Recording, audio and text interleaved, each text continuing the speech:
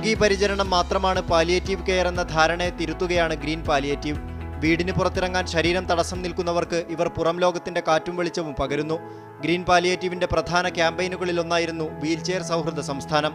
ക്യാമ്പയിന്റെ ഫലമായി സംസ്ഥാനത്തെ ലോ ഫ്ലോർ ബസ്സുകളും ചില വിനോദസഞ്ചാര കേന്ദ്രങ്ങളും സർക്കാർ ഓഫീസുകളും വീൽചെയർ ഫ്രണ്ട്ലിയായി മാറി.